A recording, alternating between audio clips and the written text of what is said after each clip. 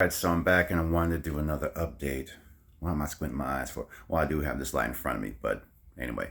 Yeah, so I didn't do my update vlog from last Thursday's workout, so I'm doing it now and just sharing what my thoughts and feelings are. As we move forward, it's the weekend, getting ready for this show. Don't know how it's going to go, but we're going to find out.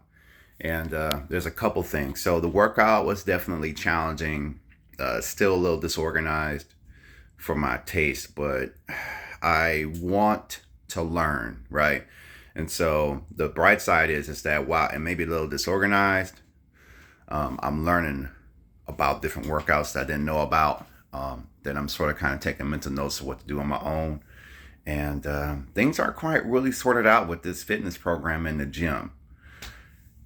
And I'm just kind of just ignoring it for right now because I'm still getting there. I'm getting a workout, but I told the trainer, I was like, look, when 7 hits, I gotta go. We can't do this start whenever, kind of end whenever kind of thing.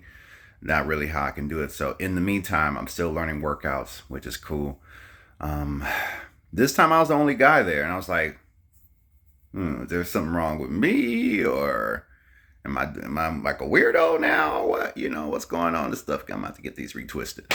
But no, it ain't that. But I know for guys, if you're in kind of like a group class and it's like a majority of women there, I know like you feel like, man, this is for girls, man. This ain't, I get that, but I'm not really there for females. It's and I have to be conscious, right? Because I'm not trying to be a creeper in all standards. Because there's definitely, so I'm like looking at the ceiling, because it's all women. And I'm like, all right, show me what the workout to do, coach, and I'll do that. 'Cause that's what I'm there for. I'm not there to try and holler. I'm not trying to be that creeper up in there. I don't have to be a creeper to pull anybody. It's ain't even necessary. And that's a tangent. That's beside the point. But what I'm there to do is to learn how to work out. Like I want to do something. Like that's like my focus. It's like I'm overweight. I want to change that. I don't know what to do. I don't have it all figured out. I'm doing the nutrition, right?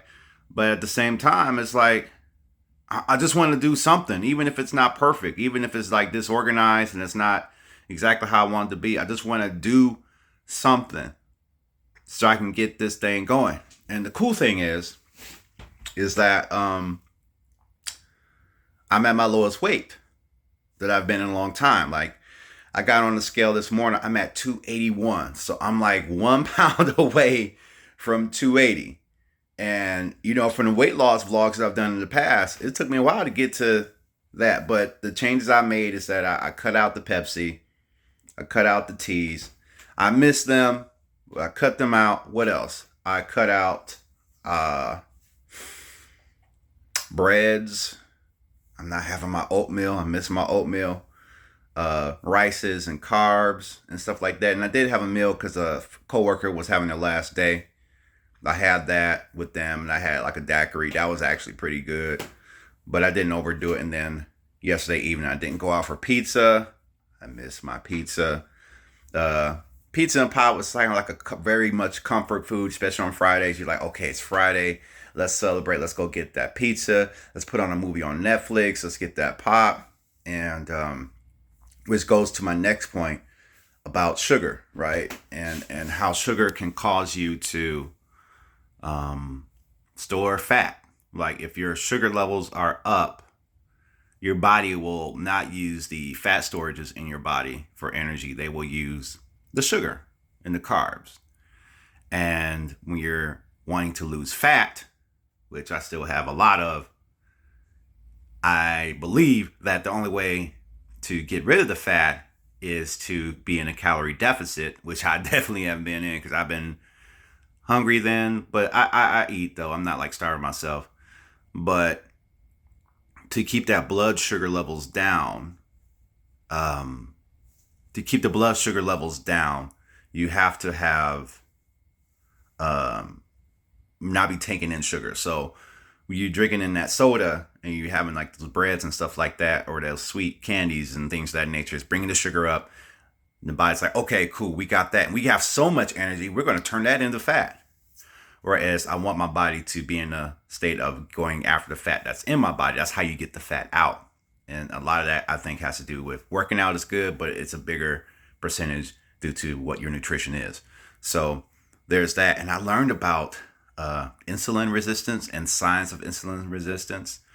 And I learned some pretty interesting things about that. Insulin resistance, you know, you could tell people have insulin resistance or issues with sugar processing in their body because of a couple of things. A lot of weight around a midsection, which I do have.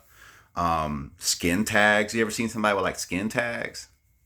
Or have you ever saw like a person that's like dark around their neck, like they got like dark skin here and dark skin there, or dark skin around like what I read on the webpage, like groin area, where they got like darkness like around the eyes or something like that. Those are signs of insulin resistance where the body is struggling to take the sugar and put it where it's supposed to go or something like that. I don't understand the full thing of insulin resistance, but I was like, yeah, that's a sign of insulin resistance. If you have a lot of fat around your midsection, I have a lot of fat around my midsection. So while I don't believe I'm diabetic, I do have insulin resistance, but then I do know that I have a diet that does consist of sugars and teas. Like before I really like got back on this in June, even in May, like I was trying but not trying, and those sweet coffees, those iced coffees with that taste great, but they got sugar. And then, oh man, I'm having lunch. Let me just have a Coke, more sugar. Boom. Let me go home and get this burger with some fries. Let me put that ketchup on there. Boom, sugar. So there's sugar all over the place in foods that I love that provided an emotional support, and I have to find my emotional support from other things. So that's my update. 281. I wonder how Monday's going to go. I'm going to go get some more eggs from the grocery store and make some more carnivore meals and cook up what I have at home. I got the sugar-free ketchup I'm trying out right now to help me keep that sugar out, which is good. But I'm not really trying to get fries and stuff like that. I'm just trying some sauces that are sugar-free to add some flavor to these foods and these meats. So we'll see how that goes. But that's my update. And one more final thing, because the devil's been attacking me, right? Negative thoughts have been attacking me. And one of the things I kind of concluded, or what was shown, is that if you are focusing on God, or if you're thinking about God, you can't think about negative things at the same time. If you're thinking about something positive, you can't think about something negative at the same time. So when the negative thoughts can come up or wake you up at night, if you just really have to focus on what are you thinking about, because definitely my mind will run and think about the worst case scenarios that'll come up. But if I start and just focus on God, your brain can't think two separate things at the same time. You may consider things, but when you really focus, you're focused though. You can't focus on multiple things mentally in your mind at the same time. Like it's very interesting. And so as long as you're focusing on positive things, or if you're focusing on God, then you can't focus on what the devil's telling you at the same time.